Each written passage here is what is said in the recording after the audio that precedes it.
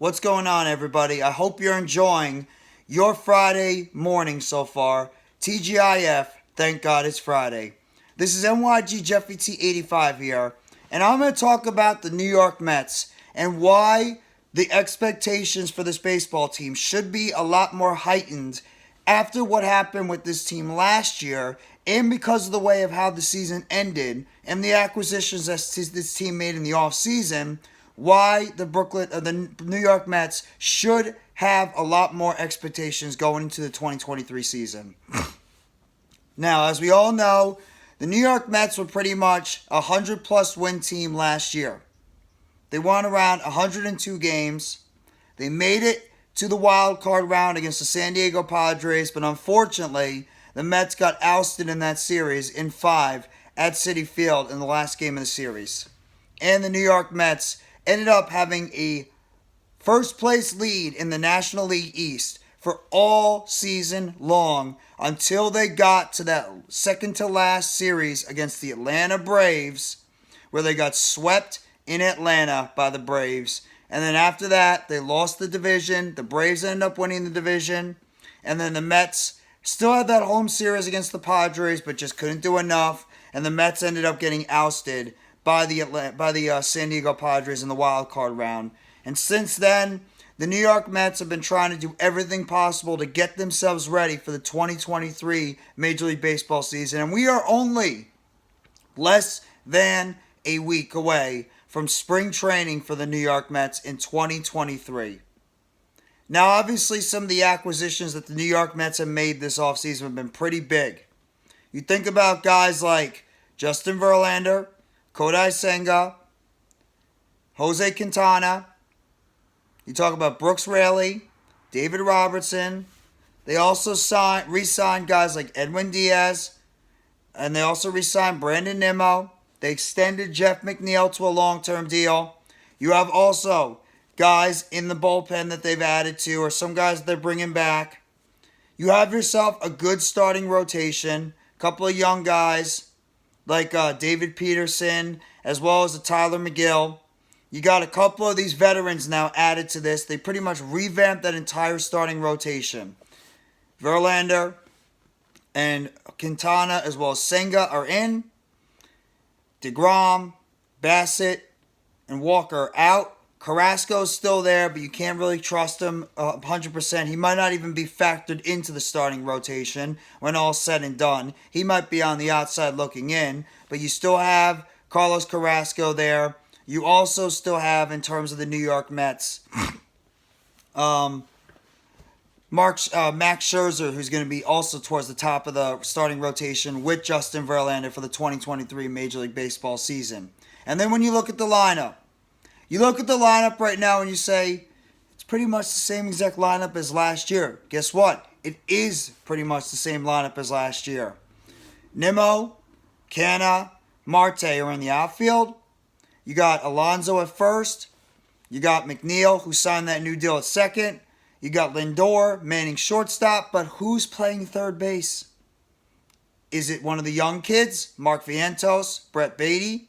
One of the veterans? And Luis Guillorme, Eduardo Escobar? We'll have to find out. That's still a position, in my opinion, that's wide open. And then you look at the catching position. Also another position that's wide open. You figure that top prospect Francisco Alvarez will eventually win that position, but we don't know. You also have returning player Tomas Nido, who signed his own deal in the offseason. And they also signed free agent catcher Omar Narvaez, who just was brought in from the Milwaukee Brewers. He's now part of that catching rotation. And they also brought back Michael Perez. And they also have another top catching prospect in Kevin Parada, who is really moving up the top prospect list, not only for the New York Mets, but in Major League Baseball. And this is another kid to look out for. And then you have Buck Showalter, who's been brought back and ready for his second season with the New York Mets. So right now, the Mets are primed and ready to go out there and make some noise. Obviously, the designated hitting position is still a question as well. You got Daniel Vogelbach, who had his option picked up. You can put Alvarez at the designated hitter position. You got Darren Ruff coming back for another year. What are the Mets going to do in terms of possible other acquisitions? And I think this Mets team is ready to take a jump. You got a lot of good young players that are ready to come up from the minor leagues and potentially make an impact. Starting with Beatty, Vientos, and Alvarez. You also have another one who's making some noise as well, even in the Dominican Baseball Classic, Dominican League. Ronnie Mauricio, another kid that could potentially come up and make an impact for the New York Mets. This team has talent. They are loaded all over the place. I'm very concerned, though, about the starting rotation and the age. Because both Justin Verlander and Max Scherzer have had issues staying healthy throughout the past couple of years in Major League Baseball.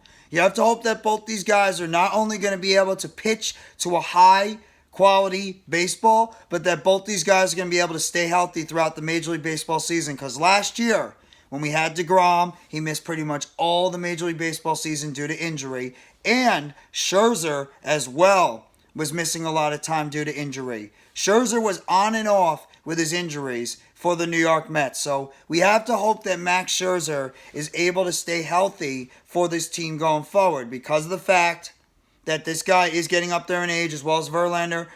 Max Scherzer's 39. He had a couple of shoulder injuries and forearm injuries he was dealing with last year. And towards the end of the season, it looks like he wore down a little bit. And he wasn't at the type of quality that we're looking for the New York Mets. And you have to think about it too.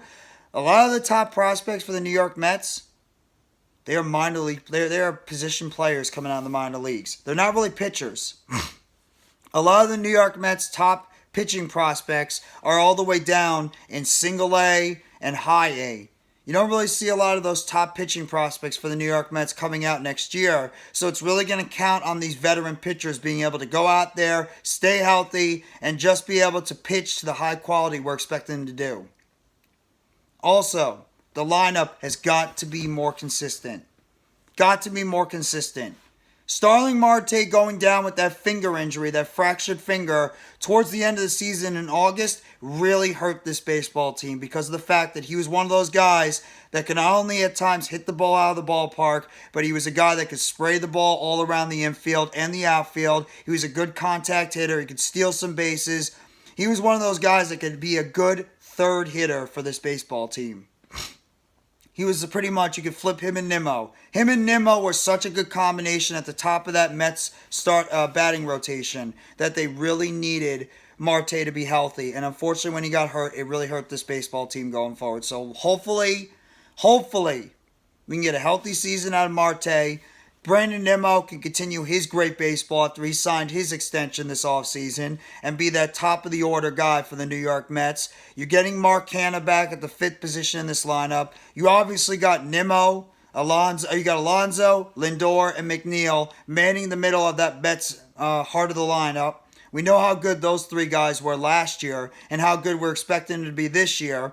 At the bottom of that lineup is got to start hitting more consistently, namely the third base position, catching position, and DH. All three of those spots are still wide open. Have to see if the Mets are going to do with some type of platoon or if they're going to potentially go with some of the younger kids and see how they're going to perform for this team in 2023. But either way, the Mets are going to go into this baseball season. It's probably going to be them, the Phillies, and the Braves. They're going to be towards the top of the National League East. Yeah, I just have to wonder which one of these baseball teams is going to come out of the National League East this year as the top and the favorite going into this Major League Baseball season. Because I expect it to be an incredibly competitive National League East and a very competitive Major League Baseball season in the National League. And there's no reason to say this Mets team can't go out there and win 100-plus games again with the talent they have on this roster. Not only on the Major League level, but they have some good young prospects coming up from the minor league level. So we'll have to wait and see.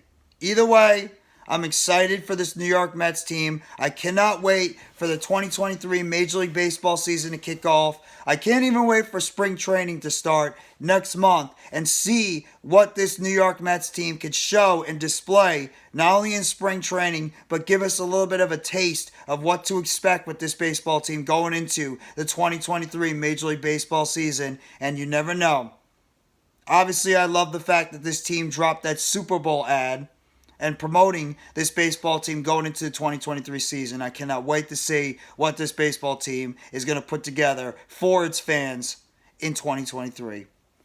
So you guys let me know in the comments section what you think about the New York Mets and what your expectations are for the New York Mets for the 2023 Major League Baseball season. If you're excited for this team to get it going, and as well as you're excited to see spring training going into the 2023 season. Who you're expecting to make a jump, who you're expecting to maybe fall off a little bit, what is your breakout player for this New York Mets team, and what are your overall expectations and what you think this Mets baseball team could do going into the 2023 season. Thank you very much, everybody. Hope you all enjoy the rest of your Friday. Turn on that bell for notifications as well, and hit that like button if you enjoy the video. And as always, let's go New York Mets. All you have to do is you got to believe in all those boys from Queens.